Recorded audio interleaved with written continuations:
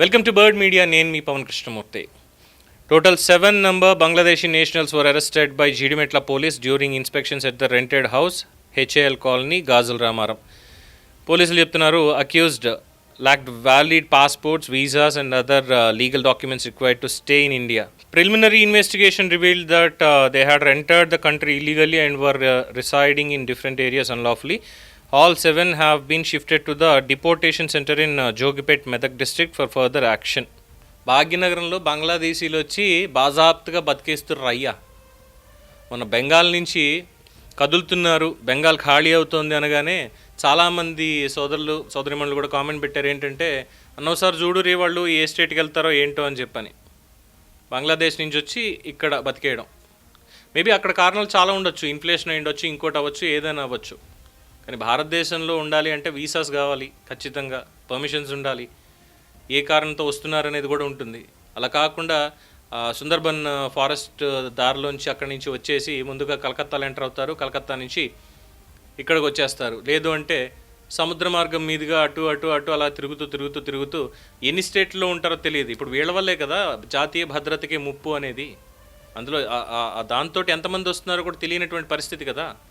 పాకిస్తానీ ఉగ్రవాదులు తిరుపతిలో ఉంటారు, నెల్లూరులో ఉంటారు, కర్నూలులో ఉంటారు, కడపలో ఉంటారు, హైదరాబాద్లో ఉంటారు, నిజామాబాద్, కరీంనగర్, ఎక్కడెక్కడి నుంచి వస్తారో తెలియదు. ఏం జరుగుతుంది దానివల్ల?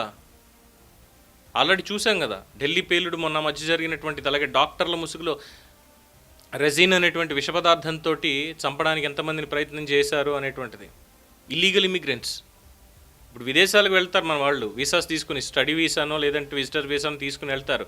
అబ్స్కాండ్ అయిపోయి అక్కడి నుంచి వేరే దేశాలకి ఇల్లీగల్గా వెళ్ళిపోయి కొన్ని రోజులైన తర్వాత మళ్ళీ యూఎస్లోకి ఇమిగ్రెంట్స్ కింద లేదంటే ఇల్లీగల్గా వచ్చి బతికేద్దామని చూస్తూ ఉంటారు.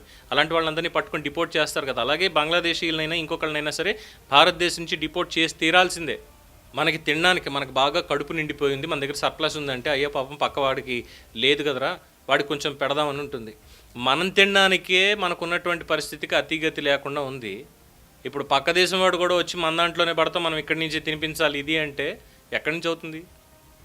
ఇక్కడ మనుషుల్ని మనుషులుగా చూడండి, మానవత్వం చూడండి అనేటువంటి నీతి సూక్తి ముక్తావాళ్ళు మాత్రం నాకు చెప్పమాకండి ఇందులో. అసలు వీళ్ళని ఖచ్చితంగా బయటికి పంపించాల్సిందే. బెంగాల్ మొత్తం అంతా ఇంకా మాట్లాడితే బంగ్లాదేశ్తో బార్డర్స్ షేర్ చేసుకుంటున్నటువంటి మొత్తం అన్ని స్టేట్స్లో కూడా సర్లాగే మిలిటరీ యాక్షన్ మొత్తం రీసెర్చ్ అంతా జరిగి ఉన్న వాళ్ళందరినీ కూడా బయటికి పంపించాల్సిందే. ఇంకా జాలి, దయ ఇలాంటివి చూపించడానికి లేదు.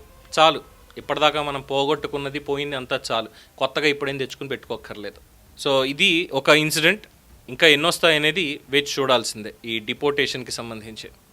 దీని మీద మీ అభిప్రాయం తెలియచేయండి. చూస్తూనే ఉండండి ది బర్డ్ మీడియా. ఈ వీడియో మీకు నచ్చినట్లయితే లైక్ చేయండి, షేర్ చేయండి, సబ్స్క్రైబ్ చేయండి. మరిన్ని అప్డేట్ల కోసం మా వాట్సాప్ ఛానల్ను ఫాలో చేయండి.